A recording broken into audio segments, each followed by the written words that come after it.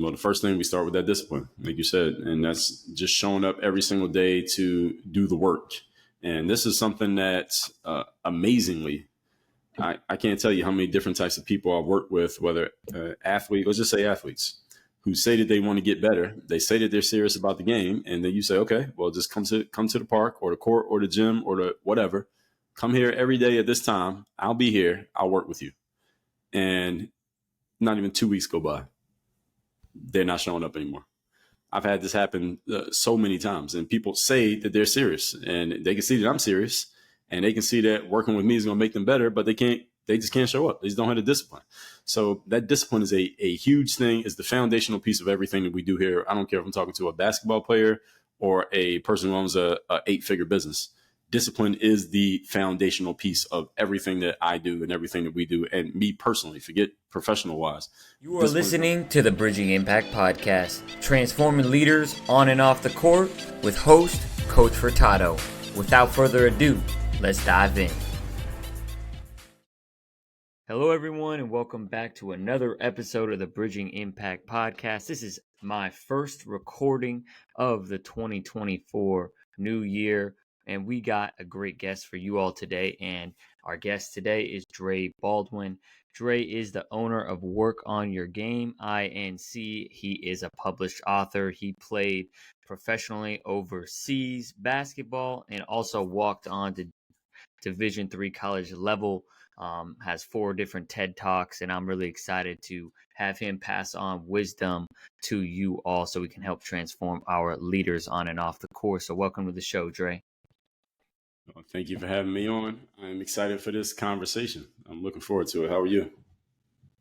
I'm great. Let's dive right in.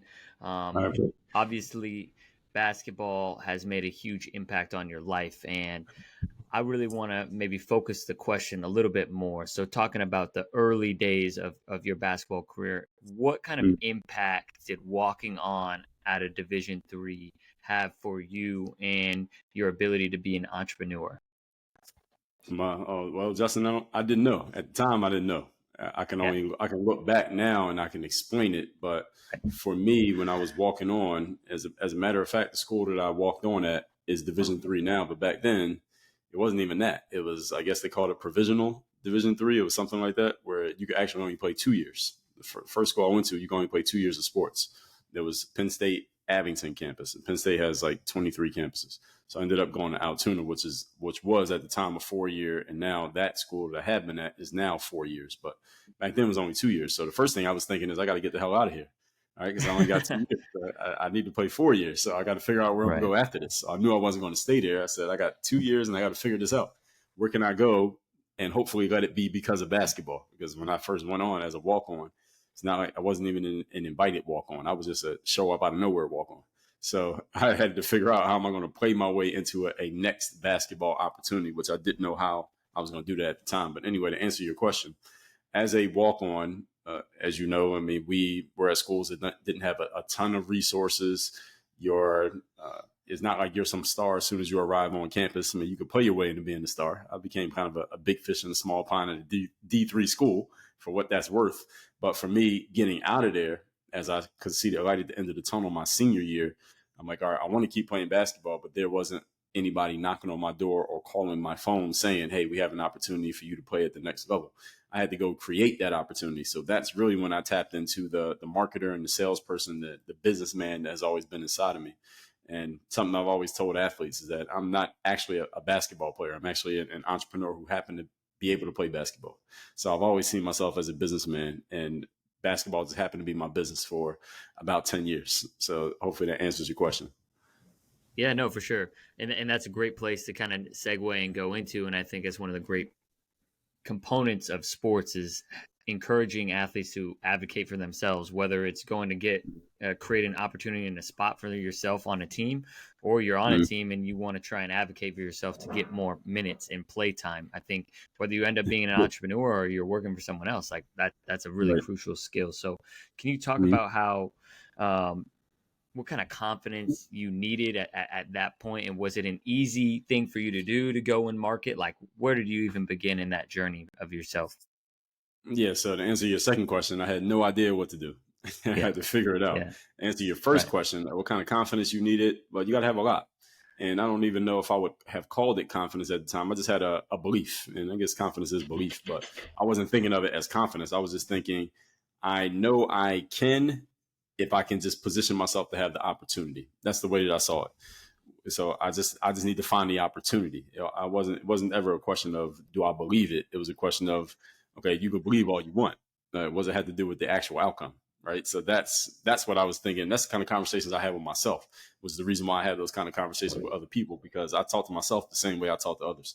So for me, getting out of college and looking for that opportunity, and you were asking, how did I know where I was going to start? So one thing I can give credit to is one of my college teammates. He had people he knew back home who had played overseas basketball. So he knew a little bit about the overseas world.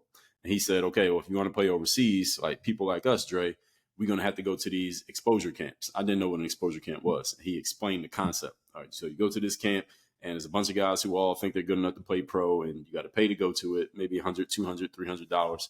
You go to the camp, and if you play good, you get scouted, and hopefully somebody is interested, and they can help you move to whatever the next step is. Get yourself an agent, maybe go to a tryout, maybe you get signed straight to a contract, something like that. So that was all I was focused on, was how do we find that opportunity for me to go to an exposure camp. So I graduated, give everybody a framework here. I graduated graduated college in 2004, and I went to an exposure camp in 2005. So that first year out of school, I worked at Foot Locker as a manager. I worked at a gym called Bally Total Fitness selling memberships. And then I went to an exposure camp. So a whole year after college, that's when I went to an exposure camp. And it was $250. I had to save up the money. I had to negotiate with my boss to get the weekend off just so I could go to the camp. And I went to the camp and I played pretty good there. I didn't get nothing happened elite. I mean, nothing happened literally from that camp.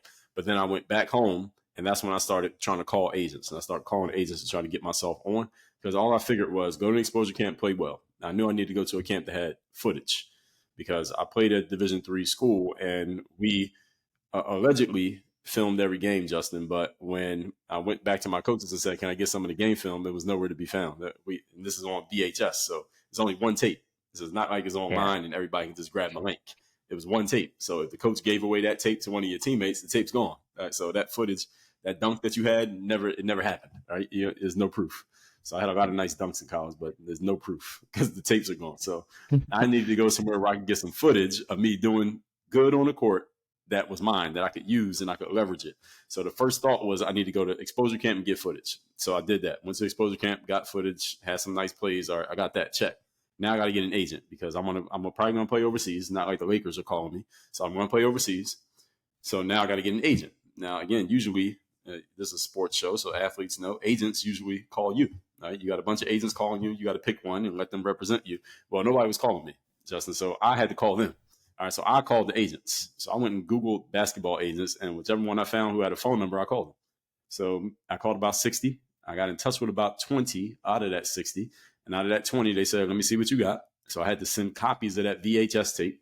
And you may have some young people listening to this. If you don't know what a VHS tape is, Google it or ask your parents. They'll explain it to you.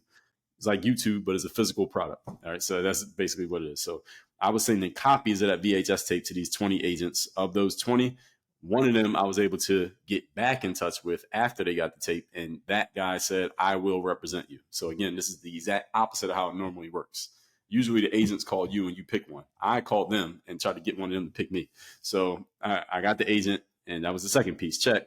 And then the third piece was hurry up and wait, which is, all right, now you got an agent. Now you got to hope that your agent can find you an opportunity. And that's what I just had to wait. And this is summer of 2005. I'm still working at this gym called Bally Total Fitness. They're out of business now. Not because of me, because I sold a lot of memberships and made some good commissions that summer. And finally, the agent reached out to me. It wasn't that long. I mean, I signed with an agent maybe in June, July. And by the end of August, he was hitting me up and saying, hey, there's a team interested. And that's how I got on. My first job was in Toughness, Lithuania. So that's how it happened. I just knew these are the steps I got to follow. And I had control over two of the steps, halfway control, and I had no control over the last step. So that's all I could do.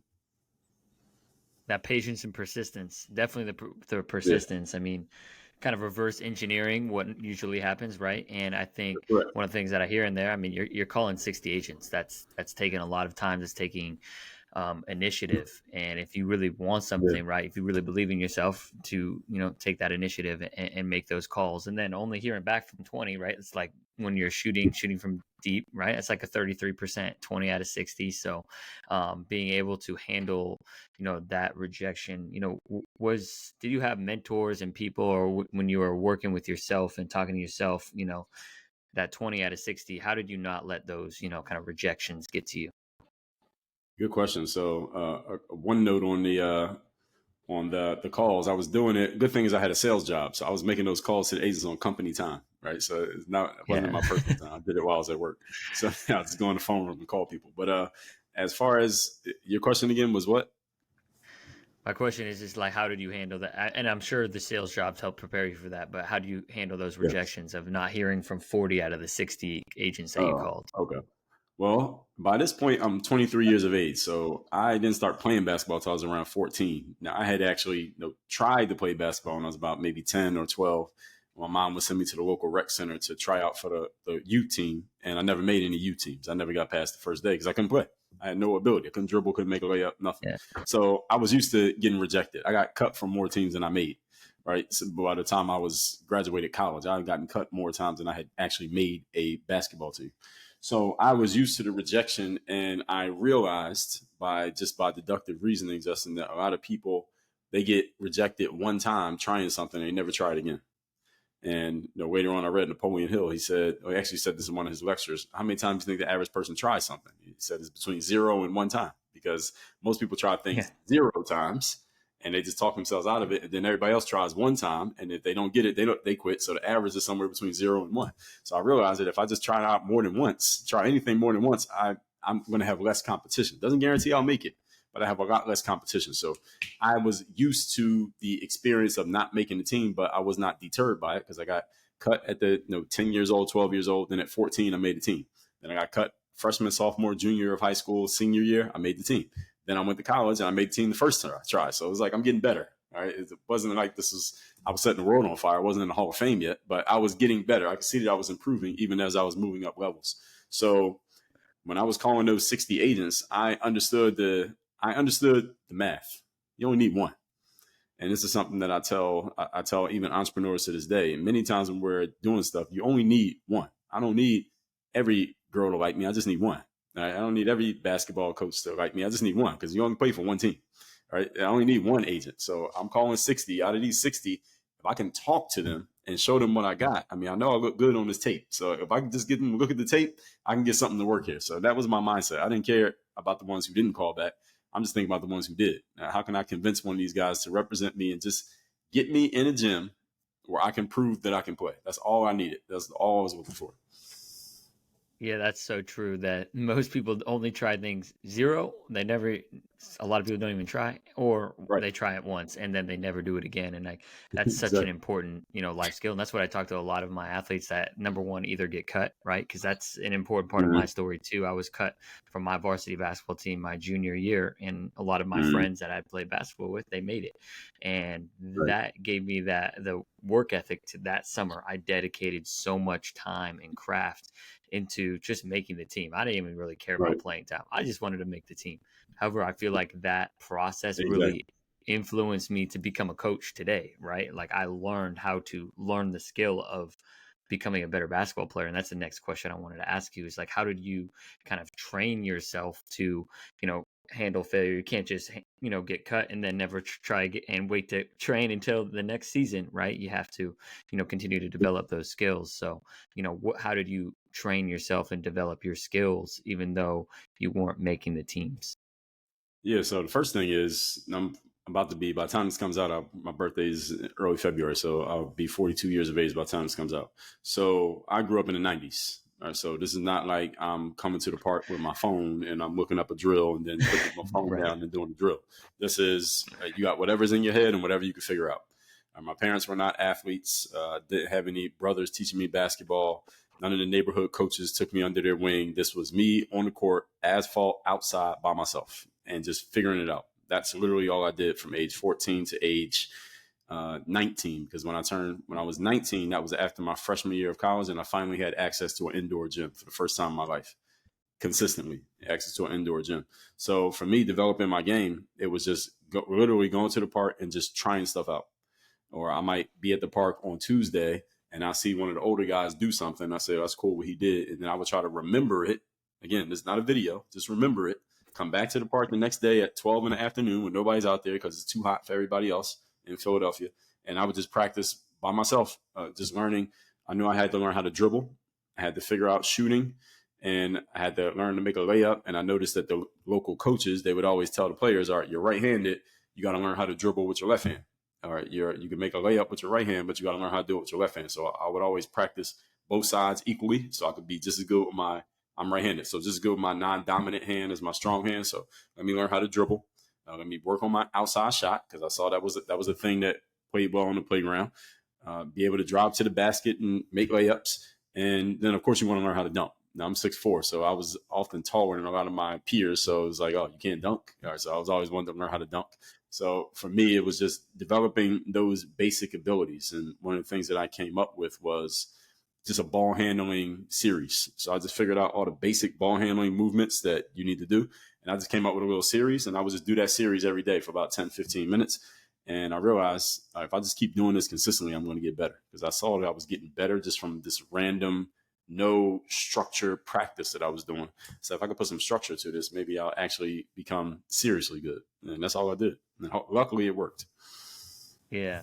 And I think one of the things that I just hear through that is just that initiation, that initiative, right? You didn't really know, but hey, it's better than being on the couch and just thinking about it, right? You were in there, you were trying things out, you were, looking at, what older, basketball players were doing, and you're trying to just emulate, and then, kind of building on it, being consistent. And, I think one of the things is it's definitely different about, right, you kind of mentioned with this generation, they have a phone, all of them, they have trainers, right? I'm a trainer and a coach, so like I'm guilty of this too, is I feel like one of the things I'm recognizing is that I feel like kids are getting overtrained and overcoached, and they have like almost too much in their mind. And so when you talk and you work with athletes today, how do you encourage them to, kind of explore that creativity and that self-initiative on their own? Well, the first thing is you got to have a foundation. You got to have the fundamentals. So that's something that I would tell athletes, even when I started putting videos on YouTube, and players would come to me and say, well, Dre, teach me how to do the crossover like Derrick Rose, or I want to learn how to be creative like Kyrie Irving. And I'm like, well, do you have the fundamentals that Derrick Rose has? Do you have Kyrie's fundamentals? Because that's the stuff they don't put in the highlight reels. Excuse me. That stuff doesn't make SportsCenter. All right. So it's the foundations first. And what I would always tell athletes is that if you want to do the fancy layup that Kyrie did last night, that's kind of like putting icing on the cake. But first, we got to bake the cake. All right, we got to bake the cake first, then you put the icing on top. So we got to get the foundation first, the fundamentals. And I think a player who was very strong in two players who were very strong in preaching the fundamentals were Kobe Bryant and Michael Jordan. They always talked about the fundamentals.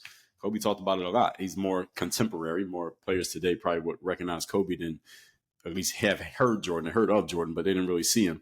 But it was the fundamentals were the foundation. All right, is your footwork right? Can you make a layup with both hands? Can you make a post entry pass? All the basic stuff first.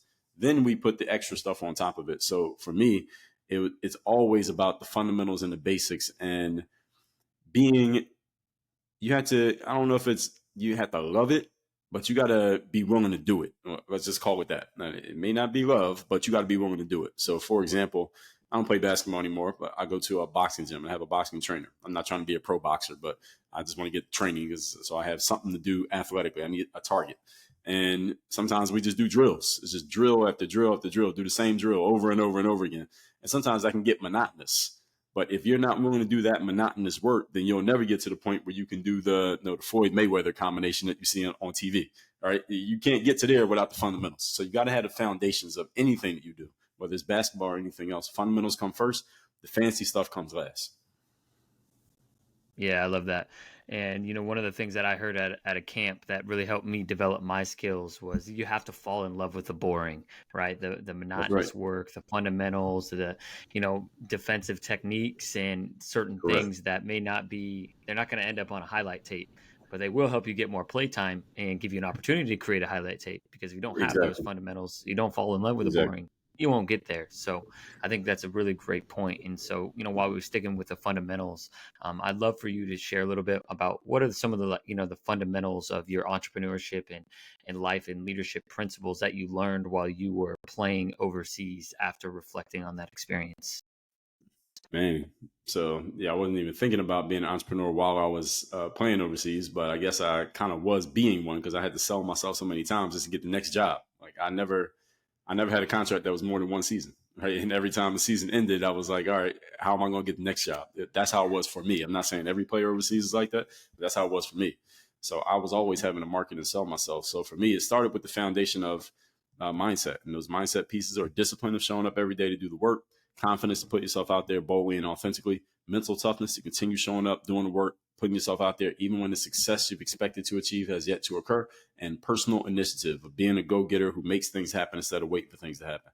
And those are all things that I needed to do just to get on the court in basketball, let alone to perform on the court. I had to get on the court first, then perform on the court. So the foundation was always mindset.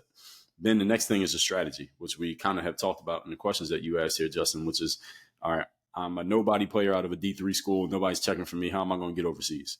And my strategy was, again, it was 3 steps. I got to go somewhere and perform against pro level players because playing against D3 players doesn't prove anything. So I got to play against some pro level guys and prove that I'm good. Then, and get footage. Then I need to go get an agent and get the agent to believe that I'm good. And then the agent has to give me a job. So that was my strategy, 3 steps. But I had to execute those 3 steps. It took me a year and a half to execute 3 steps. All right. So it's not like this happens all overnight just because it's short. So don't think that short just means easy. And then the third part is the system. The system is how can we do the same things over and over again? How can we take a strategy that works and do it over and over and over and over again, like McDonald's or Starbucks, how everything comes out the same way every time. So for me, that was, once I found a way to get into pro ball, okay, that's the first job. How do I get the second job? How do I get the third job? How do I get the fourth job? I had to do that every single year. My entire career, I had to keep doing that. So then that led into entrepreneurship because once I started, I was putting videos on YouTube and I had a little basketball audience on YouTube early. And that's when I, at one point, probably about 2009, I started putting up videos every day. And I didn't know if I had enough ideas to put out videos every day. That was, who knows, 8,000 days ago. And been putting up, to start putting up videos every day. And that was the system. System was, I'm gonna just put out a video every day because nobody else was doing it at the time. I was trying to figure out what makes me unique. Because the thing is, Justin, I'm not a good video editor. I'm a terrible video editor. I'm an amateur video editor. I hate editing videos. So that's probably why I'm terrible at it. So I figured, all right, my videos are not going to be edited better than anybody.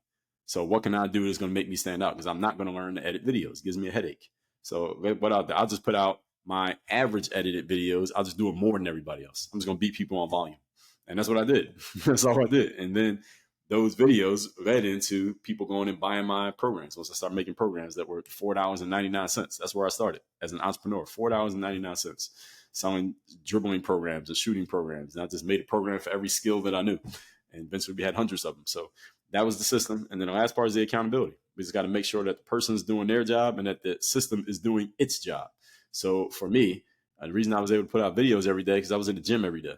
And this is the funny thing is, a lot of players would ask me, Dre, how do you always have a gym to yourself? I'm in Miami. The gym I used to work out is not far from where I live right now. It's still there. And anytime I drive by, I think to myself, it's probably empty right now. It's a city-owned gym. The membership is like $10 a month because the city owns it. So we're not talking like, it's not Equinox. It's not like it's $200. It's $10. That gym would be dead empty 99% of the time I worked out in there. And it's not because nobody knew about it. Everybody in Miami knew who I was, and they all knew where I was working out at. The gym when you see the video. Nobody ever came in there. It was just me to myself because I showed up every day and just worked out. That's it. So sometimes it's just simply showing up. If you could just show up consistently, there's an opportunity there, and you could just beat everybody else out just by showing up. I was far from the most talented player. I was up there. I'm not gonna say I was terrible. I was up there, but I wasn't the most talented. But I had more discipline than a lot of my peers. And that's one of the reasons why I lasted as long as I did. Yeah, that's huge. And one of the things that, I emphasize and a principle that I feel like is synonymous with discipline is commitment, right? Commitment to be there every Correct. single day, commitment to show up every single day. And I know we've talked a little bit about the strategy, you touched on the systems, you touched a little bit on the accountability, but let's back it up a little bit because you talked about mindset. And I think that's one thing that athletes and all people can continue to develop. So when you're working with athletes, what principles do you like to teach and help instill to develop their mindset? Great question. Well, the first thing we start with that discipline, like you said, and that's just showing up every single day to do the work. And this is something that amazingly, I can't tell you how many different types of people I've worked with, whether let's just say athletes, who say that they want to get better. They say that they're serious about the game. And then you say, okay, well, just come to the park or the court or the gym or the whatever. Come here every day at this time. I'll be here. I'll work with you. And not even 2 weeks go by, they're not showing up anymore. I've had this happen so many times, and people say that they're serious, and they can see that I'm serious, and they can see that working with me is going to make them better, but they just can't show up. They just don't have the discipline. So that discipline is a huge thing, is the foundational piece of everything that we do here. I don't care if I'm talking to a basketball player or a person who owns a 8-figure business. Discipline is the foundational piece of everything that I do and everything that we do. And me personally, forget professional wise, discipline is number one. And so that's where it starts. And from discipline, you get confidence. All right? Confidence is sourced from discipline. Most confident people are usually very disciplined individuals. People who have real confidence is because they're disciplined. That's the reason they're confident, because they've done the work. They know they've done the work. And all they have to do is look into their history of what they've done to know that they can believe in themselves. That's all confidence is, a belief in your ability to do a thing. And then that third part is the mental toughness, which is, how do you deal with the inevitable setbacks? I don't care how hard you work, how confident and disciplined you are. Eventually, something's not going to go the right way. You're going to expect things to go one way, it goes the other way. You are all prepared for the game and you feel great and you're ready to go, and you go 0 for 15 and your team loses the championship. All right, it's going to happen. How do you bounce back? What do you do the next day? That's the question. And I remember the story of, we use Kobe again as an example. His first year in the NBA, people who are older remember this. His first year, the Lakers went to the playoffs and they gave him the ball at the end of the game against the Utah Jazz, and he shot like 3 air balls at the end of the game. And the Lakers get eliminated, they lose. And they said, the story goes, who knows if this really happened, but I believe the story, that when they got off the plane in LA, Kobe did not go to his house. He went straight to the gym to get to working on his game, because he wanted to redeem himself from how poorly he had played. And he became a lot better his second year, and that's when he really became a superstar. And from there, the rest became history. But the guy was just dedicated. I gave another one, Michael Jordan, when they said that when he was playing, he would show up to the gym. Let's say practice was at 10 o'clock. He would get to the gym at like 7:30, work out with his trainer, do his own workout for like an hour and a half. Then he would go in the locker room, shower, put his street clothes back on, and go sit in his car. And then when his teammates showed up to the gym, he would get out the car as if he just got there, because he didn't want anybody to know the extra work that he was doing, but he was doing it. So then when they got in practice, he's killing them. They're like, how is this guy so much better than everybody else? They thought it was just magic. It wasn't magic. He was doing the extra work. So mental toughness is just your willingness to keep showing up and keep at it, even when things are not working. And that's a big challenge with a lot of people. A lot of people are so quick to quit. And this is why, personally, I like to say, metaphorically, I'm a distance runner. I'm not a sprinter. And the longer the race goes, the better chance I'm going to win, because I'm not going to give up. I'm just going to keep going. Even when I got to walk, I got to crawl, I got to go kind of slow. I'm going to make it through the race. And then the last piece is that initiative, just being willing to go do something when nothing's happening. Can you go and create an opportunity where there is no opportunity? And I had to do that basically every step in basketball. I had to do that. That's so huge. And kind of talking about one of the things that I'm seeing and I'm recognizing, and I'm sure it's at every single level, right? Whether they're a young athlete, a young kid in drama, whether they're an adult that's an athlete, just being able to respond to a bad game, respond to a miss. I think sometimes I can see like an athlete's emotion, like when they miss their first shot. I feel like, one of the things I'm working with them is like a miss and a mistake response, right? And sometimes it's like knowing that you have the body of work, right? You've put in the work and you've seen yourself miss shots, and then come back and make shots after that.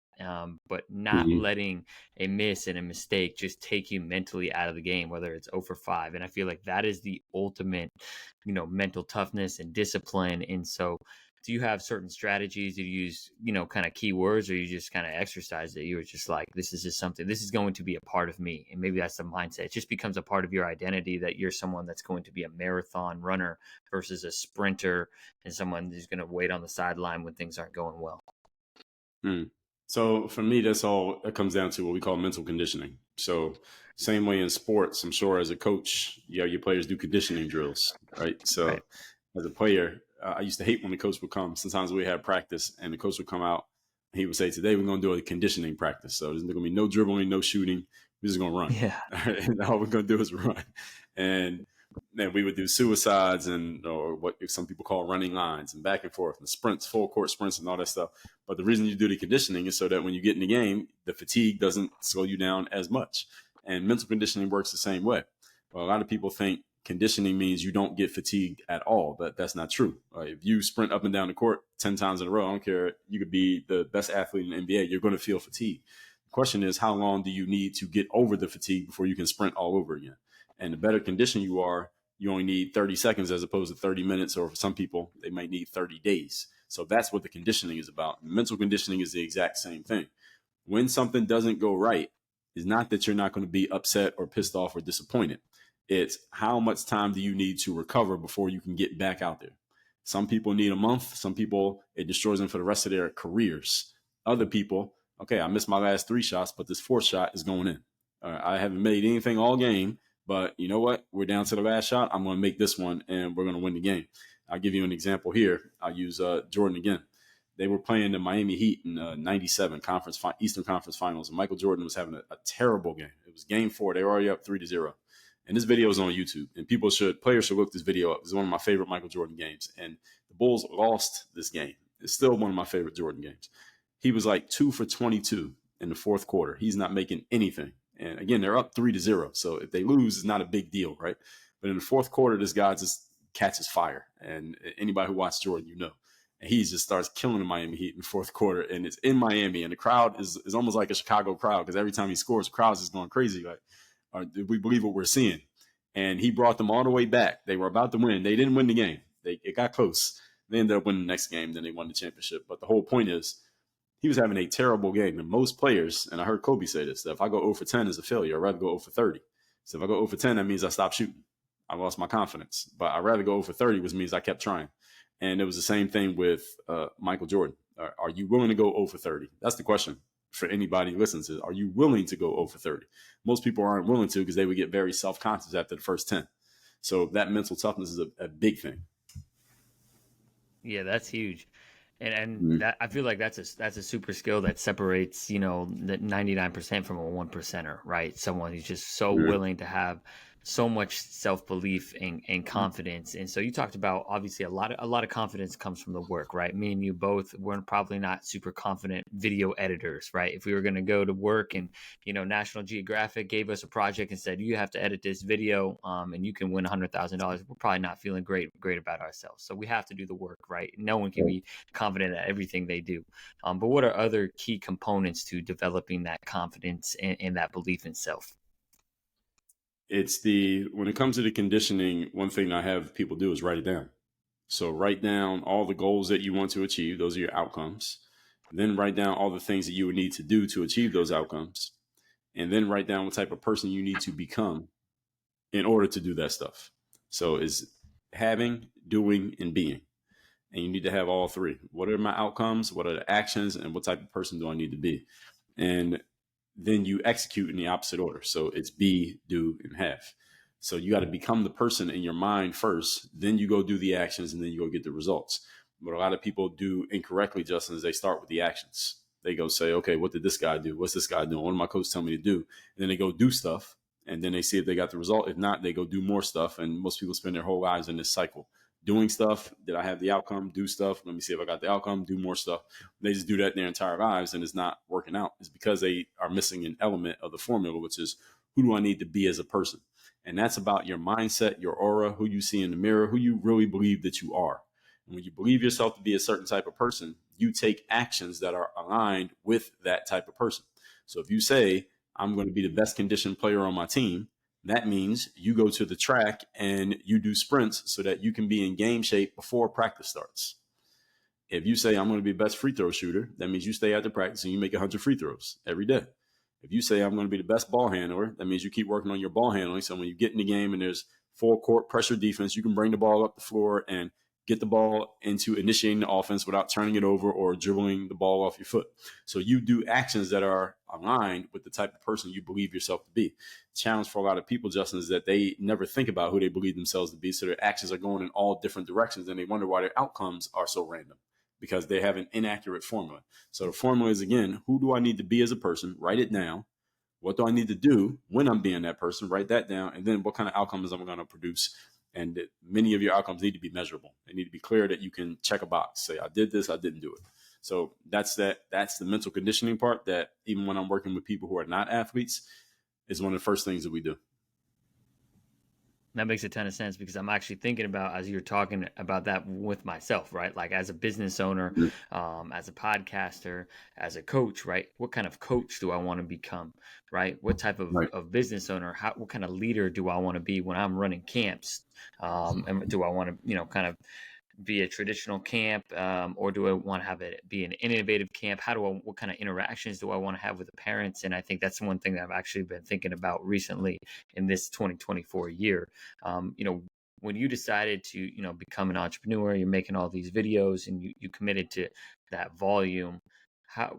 What lessons over time have you learned to help you become understand who you are and the leader you want to become, the entrepreneur you want to become?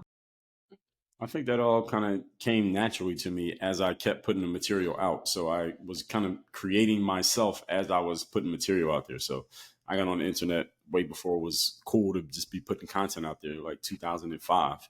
And I was blogging first, but that didn't really take off or catch a lot of attention. But the YouTube basketball videos, those caught attention.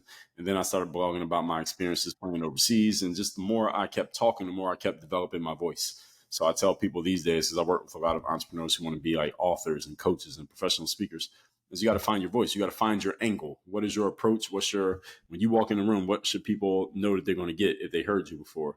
And what should people remember if it's their first time hearing you? So that all just came naturally as I kept putting out material. And then when the players just started asking me questions like, where'd you play at? How was your high school? And I would just make these talking videos. And people like the talking videos. And then I started extracting the mindset pieces, same things that we talked about already. I started extracting it from my experience and just giving it back to people where I was consciously and intentionally talking about it. And people really liked that. And then I started getting people who didn't play basketball finding me. That's when I realized that I could take this message outside of just the realm of basketball. And then when I stopped playing basketball, that's exactly what I did. And then I just added in other subjects that I knew something about that I could break down and explain. So the more I know about business and the more I know about entrepreneurship and sales and marketing and money and all these things, I can break them down and explain it, because I realized, Justin, that's really my superpower. Is my ability to break down and simplify things that to some people may seem complex. And basketball was one of those things, because a lot of players didn't quite understand how do you do a post-up move, or how are your feet supposed to be, or how do you do the crossover. I was able to explain it. That's really what separated me from anyone else, because I'm not the only person who can dunk or do a crossover and make a left-hand layup. And then in business is the exact same thing. And in mindset especially, because basketball, you can see it. Business, you can see it. Mindset, you can't see. So it's this abstract thing that a lot of people don't quite get. They never get a grasp on it. And again, the reason why my material on mindset was so important for me, first of all, to the athletes, but then to the non-athletes, is because my ability to break it down and explain it and help people understand something that we can never touch, taste, smell, but you can understand it once it gets broken down. So that was always a big thing for me. And that's still the superpower that I'm most leveraged to this day, is my ability to make sense of things that might seem complicated. Right. Communicating the complex and making it simple and digestible for people to understand. So that's right. Really huge. I mean, you're a teacher, right? Teacher of different, life skills, life principles, right? Whether it's basketball, business, don't matter. It's teaching. And, it's kind of, we hit the, 2-minute warning of our podcast. When you think about your legacy in 10 years, if you're working with certain athletes, entrepreneurs, even for the podcast listeners, what do you really hope that people understand from your message and take with them throughout their life? That we are in a performance and a results-based business, and that's what matters.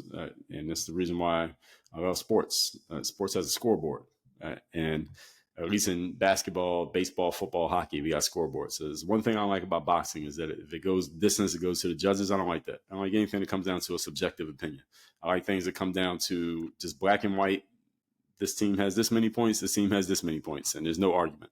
So that's the great thing about sports. And I tell people sports is the ultimate meritocracy. It's the closest thing you'll get to it, where the best performers get all the rewards. Everywhere else in life, it's not like that. It can be subjective. It can be political. It's about who has the best strategy or the best system or the best timing. And it may not even be about who's the best performer. The best performers don't always get the trophies in everywhere else in life, but in sports, usually they do. So that's the number one thing: performance and results-based business. Yeah, that's great. Where can people that are listening, that are loving the message, find some of your books? Because I know you're a published author, and find more about you on social media, to follow you on social media and your website. Sure. You can get a copy of one of my books for free. Are these mostly basketball players listening to us? No, we got parents, different coaches. I know we got some after-school teachers at the Boys and Girls Club. So got a variety of leaders and coaches. Okay, so they can get a free copy of my book called The Third Day. This is this book here for those who are watching on video. This book is all about how you show up and give your best effort when you least feel like it. And the third day is one of my subtopics under the headline of discipline. I told you discipline is the most important thing in what we do here. So this book is free. All we ask is that you cover the shipping. I'll send you a physical copy of the paperback. And you just go to thirddaybook.com. That's all spelled out, thirddaybook.com. Give your best effort when you least feel like it. And again, I don't care what you do for a living. Everybody has those days when we don't feel like being at work. But you got to turn that mic on anyway, right? The whistle's going to blow anyway, and you still got to show up and do your job. So that's what the third day is about. And again, the book's free, just cover the shipping. As far as socials, I'm on every social platform, probably most active on Instagram. And that's just my name, @Dre Baldwin. And you find me at either one of those places, you'll find about everything else we're doing. Our biggest focus is Work on Your Game University. That's where we do all our coaching and consulting and all of that. But if you just go get the book, you'll be on my email list and you'll hear from me a lot. I send out emails all the time. And if you're on social, you'll hear from me a lot because I post there every day. Awesome. Well, I really appreciate your time. I think it's incredibly important, the third day, because I know as a coach, right, it can be very draining when you're working with athletes every single day. However, our purpose needs to be greater and we need to have that discipline. So I'll go in, I'll go check that out and get the third day, and really appreciate you coming on and sharing your wisdom with the audience, Dre. Well, I appreciate you sharing your platform, Justin. Thank you for the listening to this episode of the Bridging Impact Podcast. We'd love it if you would like, subscribe, leave a comment and a review on whatever platform you're on. It's the best way to help us grow. We appreciate you for doing that. We'll shout you out on social media. I'd also love if you connected with me on social media. Let me know your thoughts. And this is why I do it. I want to share knowledge and wisdom from experienced leaders to people like yourself and myself, so we can have this dialogue and move forward, make an impact on the world. So stay tuned, stay subscribed. Cheers.